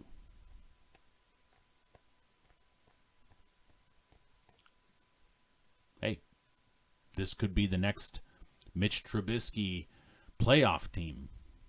Who knows? Minnesota Vikings are a heartbreaking 1-3 after Kirk Cousins has actually been playing very well this year, aside from this weekend's game against Cleveland where the entire offense just shat the bed. And then you have the 0-4 MCDC-led Detroit Lions. MCDC, if you're not familiar with, is Motor City Dan Campbell, their new head coach. If you don't watch Pat McAfee show, you probably won't get the reference. But MCDC, Dan Campbell, is amazing. And the Detroit Lions are actually competing in games. And whether or not they're going to win or lose, most likely going to lean towards losing. But, hey, if Detroit's fun to watch, it's a better NFL. David Miller says, but Nagy said Dalton is still the starter. Nagy is trash. Yes. Dalton, the starter. See, and this is the type of situation I've seen happen on teams before. When a GM drafts a quarterback after the head coach pushed to sign a quarterback. And this is a clear case. Now, I don't live in the Chicago Bears network of discussions. I don't listen to what happens behind closed doors. But this reeks of Matt Nagy lobbying to sign Andy Dalton. And then Pace drafting Justin Fields. That's what this smells like. And Nagy now does not want to back down. That's what this sounds like to me. NFC South. Tampa, no surprise, leading 3-1. 3-1, sorry. Carolina sitting there at a surprising 3-1. Not what I expected at all. I did not think Carolina was going to start the season 3-1. I don't care how bad some of their opponents were. 3-1. I was expecting it to be 1-3. New Orleans coming in at 2-2. New Orleans might be the most bipolar team in the NFL because they literally will absolutely decimate a team like Green Bay, who is a Super Bowl contender, who played in the NFC Championship game last year, and they dog walk them week 1. And then they'll turn around and drop an absolute stinker to one of the worst teams in the NFC. Just bizarre situation. I don't quite know what's going on in New Orleans, but this has to drive Sean Payton crazy. And we saw some Taysom Hill runs this last week. So does that mean we're going to get a higher dose of that? Alvin Kamara, Alvin Kamara has been less involved in the offense this year, which is bizarre. But yet he ran for over 100 yards this last weekend. But the passing game, he's non-existent. It's not there. One of his biggest strengths is the passing game, and he's not being utilized. Now, is that on Jameis Winston? Because Jameis Winston's a gunslinger and doesn't want to check down? Possibly. Quite possibly. Atlanta Falcons at 3-1. Not a shock to Atlanta. Didn't have any high hopes for him anyways. Now, the underutilization of Kyle Pitts is being exposed. After everybody said this kid was a tremendous talent and was going to be a generational tight end, and he's barely touched the ball. Now, Cordell Patterson, on the other hand, holy crap. What a resurgence for that guy. Finally getting the usage that he was drafted for. Amazing how that works when you put a player in a system that they're built for. Crazy. Cordell Patterson. NFC East. Dallas frickin' Cowboys leading the charge at 3-1. Dallas. Now, the other 3 teams are all 500 or lower. That's not surprising. But Dallas, 3-1. The offense looks better with Dak, obviously. There's no denying that. And to be quite honest, the two-headed monster of Tony Pollard and Ezekiel Elliott might be a devastating combo. I can't say the NFC least anymore. If Dallas is going to win games, I can't call them the NFC least anymore. Because if Dallas is going to be above 500, that completely shoots all of this. And Washington is at 500. I expect Washington to finish above 500. Now, is that a half game? 1 game? 2 games? Who knows? But Dallas, I could see him being a 10-win team. 10, 11, 12-win team? Yeah, it's possible. Trayvon Diggs looks amazing. Next big ball hawk right there. He's going to lead the league in interceptions this year. He's got 5 through 4 games. He's had an interception in every game this year. Could you imagine if he hit 20 interceptions in a season? You will never hear the end of it from Dallas Cowboys fans if that happens. It doesn't matter if they win the Super Bowl. Trayvon Diggs had 20 interceptions in a season. We're the greatest team ever. But Washington, 2-2. Miller says, Washington football team will rebound and win the division. Heineke is goated.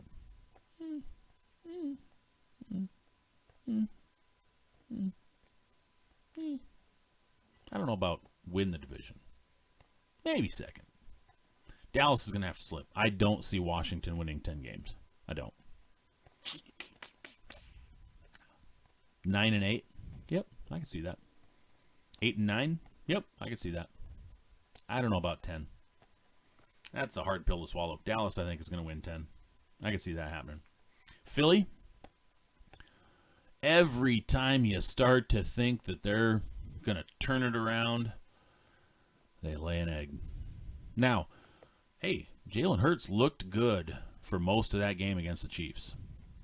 He did. He really did. But Got to do it for a whole game. And I got faith in him. I think Philly's going to be a solid team. They also another team that the injury bug bites them quite a bit hard. Giants are... They got off the schneid. They won a game this weekend. Atlanta. they beat the Falcons. Jesus. Oh, God. They beat the Falcons. So two of the worst teams in the NFC played each other, and somebody had to get a win.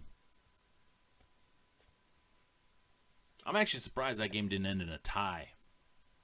Personally, I do think that the Giants are one of the worst teams in the NFC. Now, Detroit is on a whole different level, but I would love to see Detroit and New York play. I'll watch that game.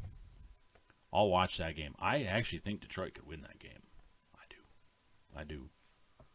But Saquon's back. He's looking strong. Daniel Jones is not a bad quarterback. They're just bad coached. Jason Garrett, offensive coordinator. That's got to change. That is literally going to hold them back. Going over to the AFC. Tennessee. Get a load of this. The AFC North, the AFC South does not have anybody with a winning record. 2-2, 1-3, 1-3, 0-4. Giants beat the Saints, correct. But this is what I was talking about with the Saints, though. They're bipolar. Wait. I thought Giants just beat... Who did Atlanta lose to the other day? I thought the Giants and Atlanta played.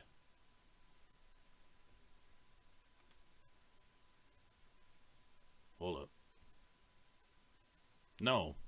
Oh yeah, the Giants beat the Saints in OT. Who was it that Atlanta just lost to?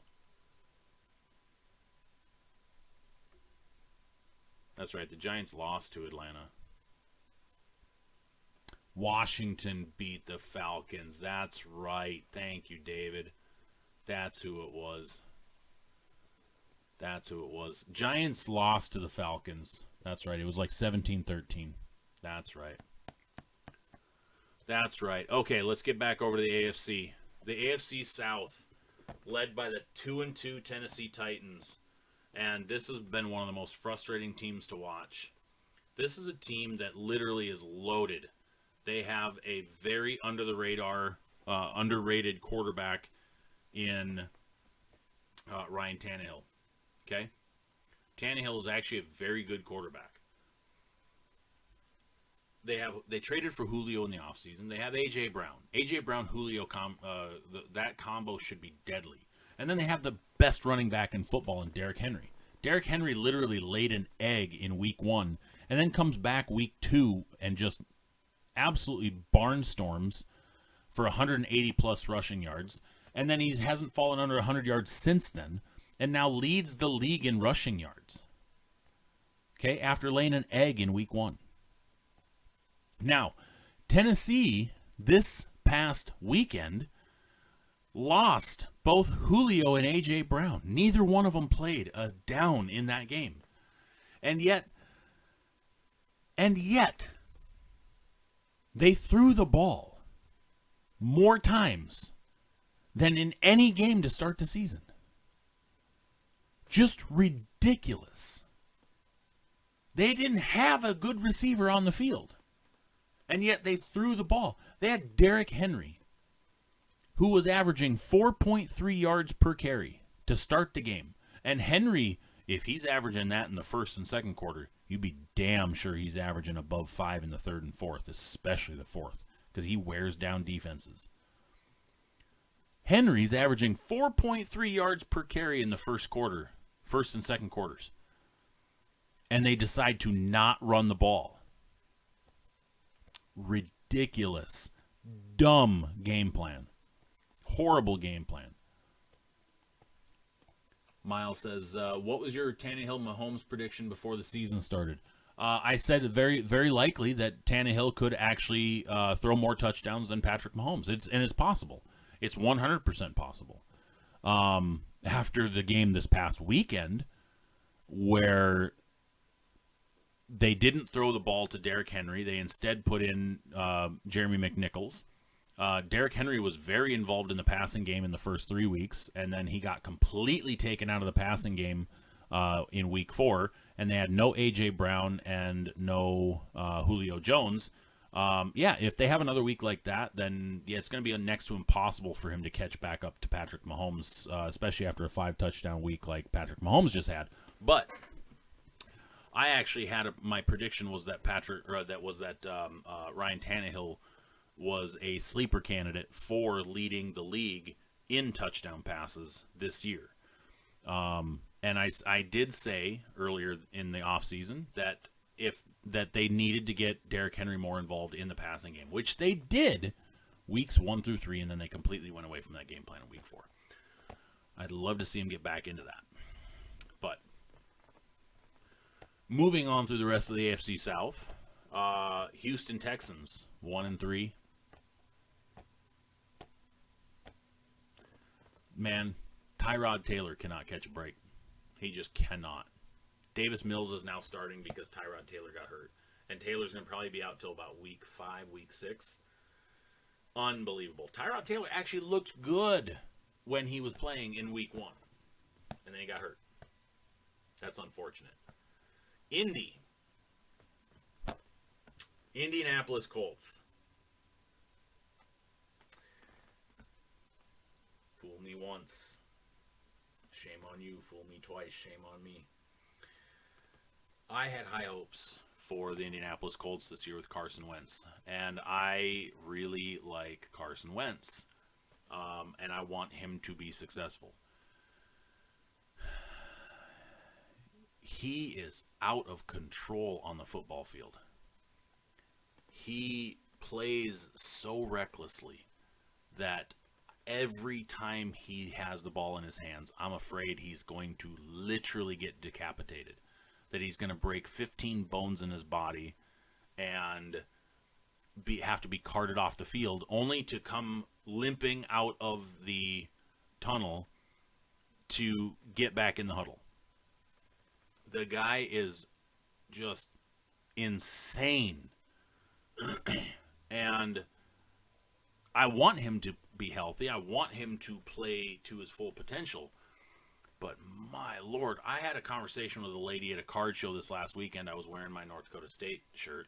And she she lived in North Dakota for a while. And so she knew some people who went to North Dakota. So she follows North Dakota State sports. And she asked me what my thoughts were on Carson Wentz, and I told her exactly what I'm telling you guys. The guy plays just with reckless abandon, but I used the analogy with her. He plays like your typical Midwestern. A Midwesterner's work ethic is give it all 24/7, 365 days, never take a play off. The typical Midwestern work mentality is you're 150% all the time. And he needs to learn to, that he doesn't need to be Superman. And that's the downfall, is when he is trying to be Superman, it goes downhill. Because he's extending plays too long. He's opening the door for injuries. He's opening the door for turnovers. He's opening the door. It's just like the same type of thing. Ben Roethlisberger had that same type of issue when he was younger. When you extend plays like that, you're opening the door for more hits. You're opening the door for more streak plays by the defense. You're opening the door for bad things to happen. You need to get the play going, moved, and done with. That's the whole goal of getting a football play accomplished, is get it started, move it, end it. And when you extend plays like that, yes, highlight reel looks fantastic when you can extend a play and you can make it work. But too many times, it doesn't happen. And when you extend a play and you have an incomplete pass, or you take a sack, or a bad hit, or anything like that, it's worse because now you've wasted more time, or you've killed the clock when you're trying to move the ball and keep it moving. Too many bad things can happen. And so I want to see Carson Wentz calm it down a little bit. Jacksonville Jaguars 0-4. they're horrible. They're horrible. And I'm not going to get back on the Urban Meyer conversation because he's in over his head.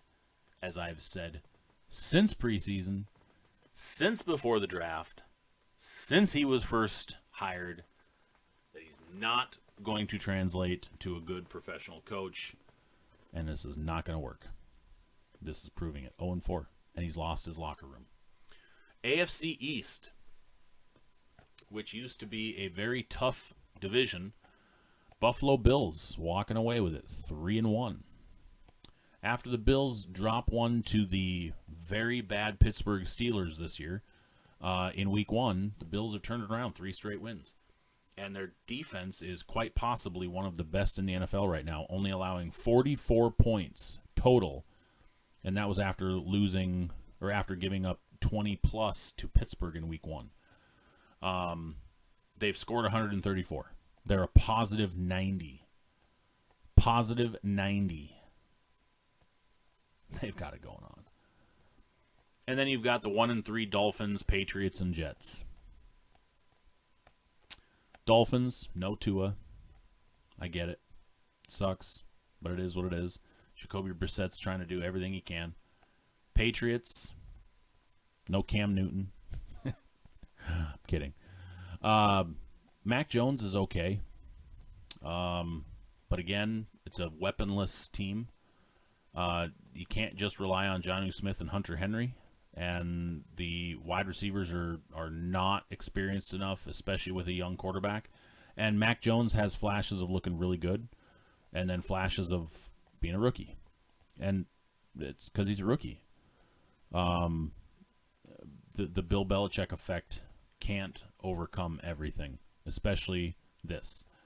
And then the Jets. The Jets are the Jets. Now, yeah, they beat Tennessee on Tennessee's really bad game plan, but that's the Jets. They're going to have some. They're going to have a couple of games that you're like, oh, okay, they can actually play football, but they're the Jets.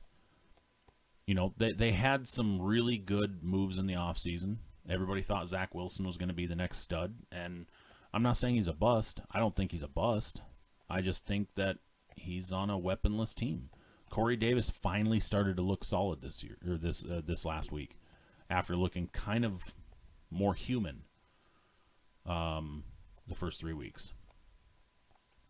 AFC North, get a load of this.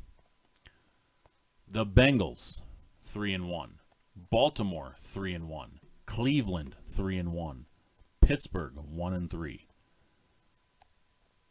Amazing. Cincinnati. Yeah, they've beat a couple of bad teams, Pittsburgh being one of them, but I don't see Cincinnati keeping this up. They don't have the offensive line for it, nor do they have the defense for it. Baltimore. I think Baltimore is a good team, but I don't see them being a dominant team. They don't have the running game going aside from Lamar Jackson because of the injuries. They really don't. And I'm not going to trust Le'Veon Bell and the other 18 running backs they tried to sign. I'm not going to trust that. Cleveland.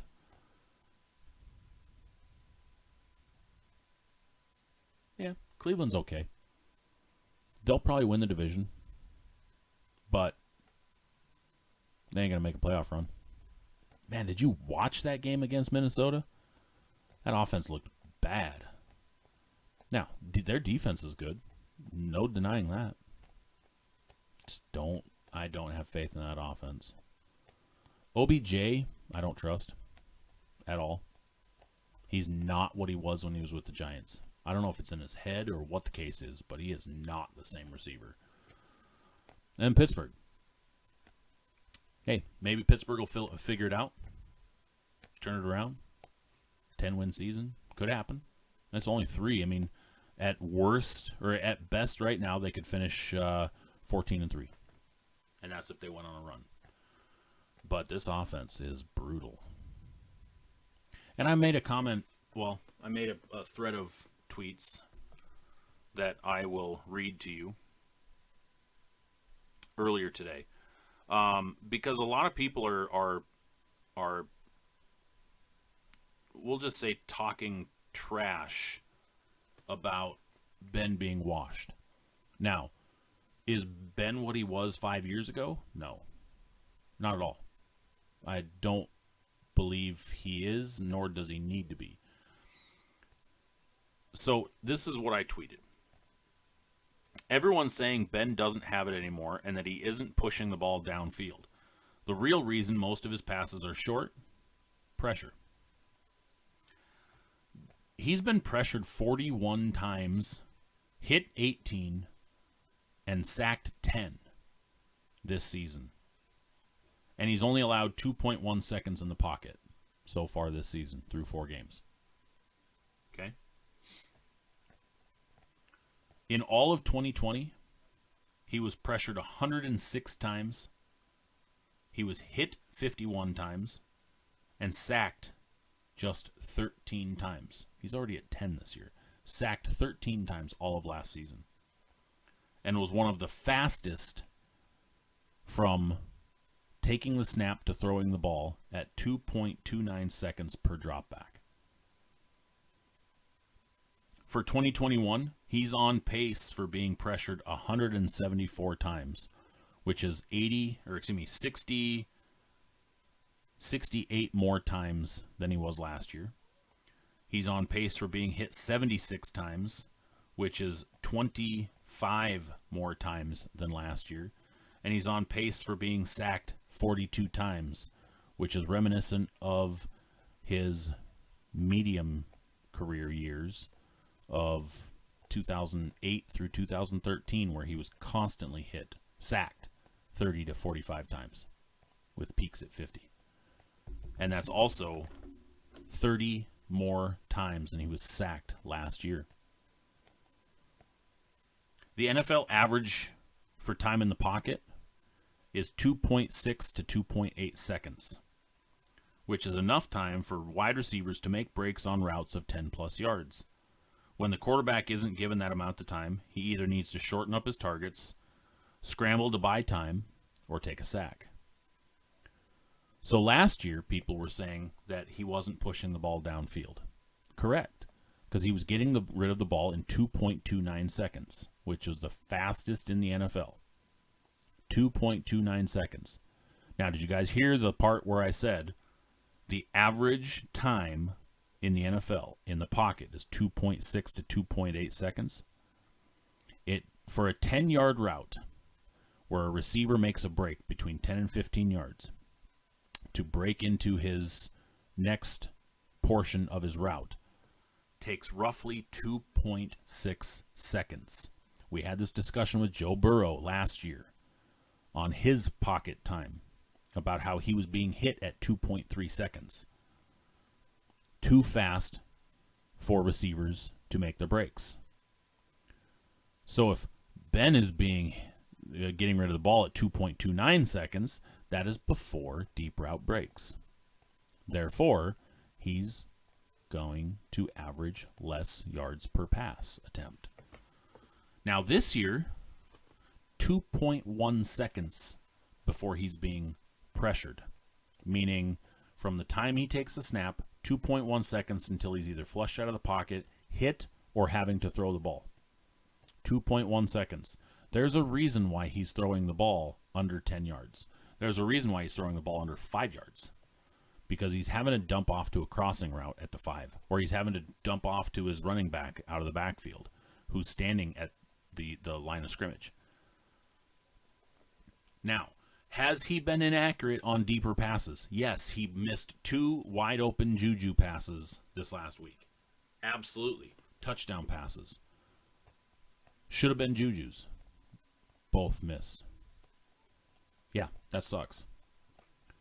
Now, one of the things I think is contributing to his inaccuracy is the amount of time he's been given so far and how quick he feels he needs to get rid of the ball. He's losing his accuracy because he's pushing and it's changing his mechanics. In order to get rid of the ball that fast, it changes your mechanics. You can't drop your shoulder. You have to keep your shoulder here, and you're more throwing from your forearm. You're not rolling your shoulder. Watch a deep pass, Patrick Mahomes. Watch a deep pass from Aaron Rodgers. Watch a deep pass from Tom Brady. Shoulder drop, and then come up, and they do a full-on go. It's not one of these passes. It's not just a forearm pass. That's a flick for 10 yards. The problem that I'm seeing with Ben is his mechanics are changing, and he's trying to throw a 20-yard pass to Juju with a forearm flick because he's been so used to just that quick pass that he's not taking the time to get a full-on throw going. So, yes, change of mechanics has come into play. Is Ben Roethlisberger done? No. Can he change it? Yeah, absolutely. Will he? Who knows? Pittsburgh's offense needs a lot of changes. We'll see if they actually do any of it. Matt Canada came out and said, we're not changing our offense. You haven't scored 20 points since week 1. You're not going to change your offense? That doesn't sound good. AFC West. Here you go, Miles. I knew you'd love this one. AFC West. 3 teams tied at 3-1, much like the AFC North. Chargers, Raiders, Broncos, all 3-1. Chiefs 2-2. I think they have the most wins of any division in football. Pretty sure. That's pretty cool. Chargers just beat the Raiders. Kind of beat the brakes off of them, in all honesty. They did let them back in. That was a closer game than it should have been. Chargers looked really good early and then kind of fluttered later on. Raiders beat a couple of teams that they probably shouldn't have. Shouldn't have beat Baltimore. That was shocking, week 1, overtime. I was in Vegas for that one, and I tell you, the room erupted. They beat Pittsburgh. Not shocking, honestly. Denver, 3-1. Lost to Baltimore. Denver's wins were all meh. They weren't very good teams. Let's be honest, they weren't. And then the Chiefs. The Chiefs are looking more human this year. Chiefs are again. The Chiefs are kind of at a point where I don't even know what to think of them week to week. They've almost got a bipolar attitude themselves. Their defense is bad. I mean, they've given up 125 points. Their defense is bad. And if it wasn't for them putting up 134 points and having a 9+ differential, that team would be really bad. But that offense can carry them if they push. The problem has been that their offense has been inconsistent so far this year. They've had a couple of games where kind of meh. 2 losses. I mean, the AFC champions from last year, now maybe they're having the Super Bowl hangover? Is that the case? Maybe it is. I mean, they lost to Baltimore, which was shocking, to be quite honest. I had Kansas City picked to win that game.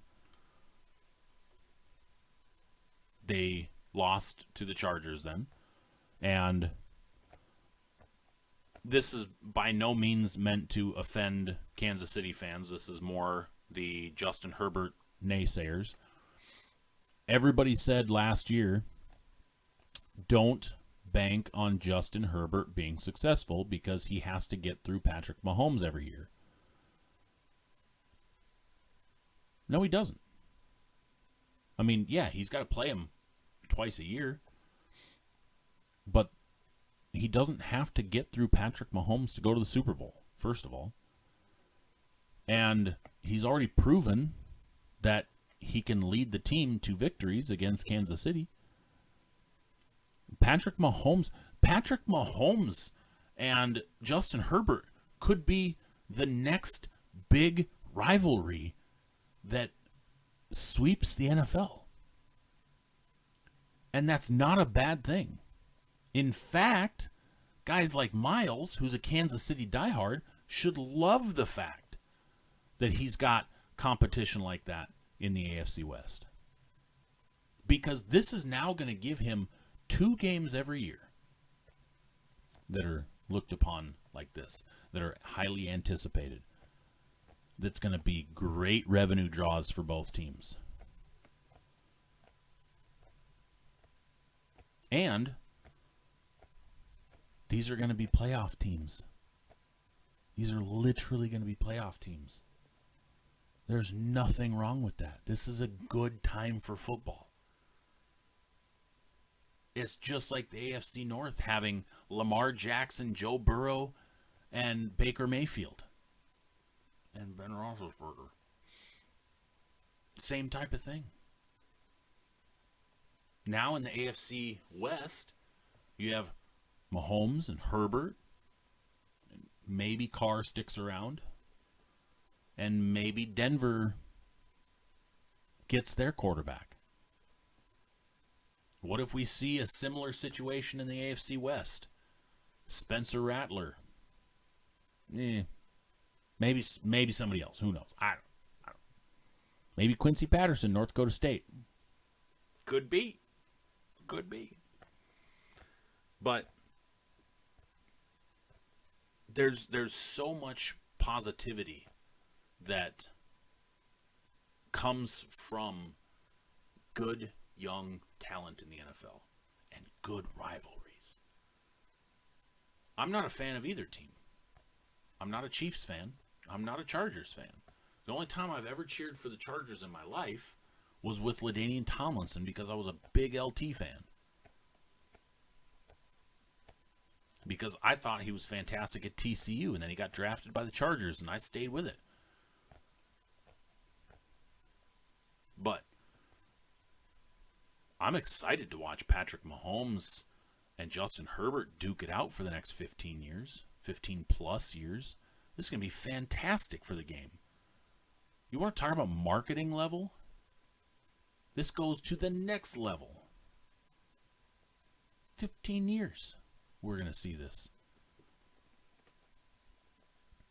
Boom. There it is right there. See, I called it. Miles even said, even though a division rival, I like Herbert. That's what I'm talking about. Same type of thing. Baltimore, for me, I'm a Steelers guy, obviously. I'm a Steelers guy. I like Lamar Jackson. I like Joe Burrow. Baker's Baker. It's the Browns. But now, when the Steelers get our next young quarterback or Aaron Rodgers, could it change quite a bit? Oh, yeah. You know, next season in 2022, when the Steelers have Aaron Rodgers under center, there's going to be some fireworks. Getting to some of the comments. This defense is looking horrendous. Yes, correct. Correct. Yes. And same amount of wins as the NFC West, 11-11. Correct. It's just that you have is there a undefeated team in the NFC West and a one? No, it's 2-2s. That's why. And then Herbert reminds me of Russ in the way that he never looks fazed by the moment. Yeah, there's a handful of quarterbacks in the NFL that are like that, and that's good. You know, that's a good thing when young guys don't get phased. It's a good thing. You know, that it means they're mature and they can handle it and they can step up. He's not as easy to hate as Rivers was. That's understandable. I know Rivers was a hot button conversation topic for a lot of divisional rivals. Malik Willis. Maybe. Aaron Rodgers. Or I'd be happy with the Steelers trading for Easton Stick. I said this, and I will bang this drum until it happens. The Steelers need to trade Mason Rudolph and a late 22 pick for Easton Stick. Mason and a 6 or Mason and a 5 for Easton Stick. I will take that all day long. All day long. And then this year, what they really need to do is they need to pick up the damn phone, Marquise Pouncey, give him $4 million to come back for 1 year. Teach the young rookie center how to be successful. They really need Pouncey back. And then, you know what? Since Dylan Radins isn't being used by Tennessee, since you're going to ship off Mason Rudolph to the Chargers anyways, you might as well ship James Washington over to Tennessee. Let James Washington be the number 3 behind Julio and A.J. Brown. James Washington, we get Dylan Radins at offensive tackle. He's a really good run blocker. We're golden. That helps the offensive line. Yeah, exactly. See, and that's the thing, Taylor. This is what I was getting at. When your team's division rival gets a quarterback you can respect or a young quarterback that you can enjoy watching, it makes football better. It really does. It really does. I enjoy rivalries, and I enjoy playing against a good opponent. I don't think so. I think Tyrod would end up staying in Houston one more year, would be my guess. But I don't see Tyrod ending up in Pittsburgh. Really don't see that happening. They would rather keep Mason Rudolph and Dewey Haskins than Tyrod, to be quite honest. I mean, that they've made that clear. Mike Tomlin has made it clear that they love Mason Rudolph. And I think Mason could potentially be decent. I don't think at least for the next couple of years, he's not a game winner. He's not a game loser, but he's not a game winner. But I would love to see Easton Stick.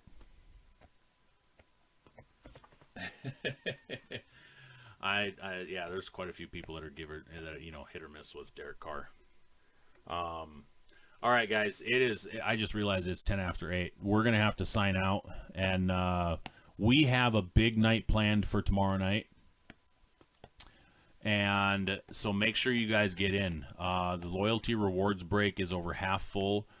Tomorrow morning, I will be taking the remaining spots and moving them over to the main break page. So if you haven't gotten your loyalty rewards spot, get your spot. Because if you don't, you could lose it. And then we also have an Origins football PYT break mixed with a full-size TriStar autographed helmet. That is a PYT, and there's a handful of teams that are gone already, so make sure you guys go get your spots in that one as well. We also have 2 spots left in Gold Label Baseball Random Division. We're going to open the night with the Master Box Challenge Bowman Sterling. That will lead the night, provided we have UPS coming tomorrow, provided it's here in time. Everything is on UPS tomorrow, so we may end up being a little bit late if UPS doesn't show up in time. But get your spots and everything. So we need to get everything filled, and then we can break. We're 2 spots away from having the second break filled for the night, and both Origins breaks are moving. So go get your spots in those. It's going to be a lot of fun tomorrow night. We've got a lot planned. I have to get going early tomorrow night, just so you guys know. I have to step away at about 6:50. I have a conference call at 7 o'clock tomorrow night. So I will be hoping to push everything fast tomorrow night. I have to be off before 7. So, all right, guys. It is time to get out of here. It is 8:15. I've already gone 15 minutes over. So I will see you guys here tomorrow night, and we'll be back next week for a Week 5 recap of Sports Stuff Hub Live, NFL Week 5, and maybe even have a special guest on next week. So, all right, gentlemen and potentially ladies that are watching, have a good night, everybody, and stay safe out there.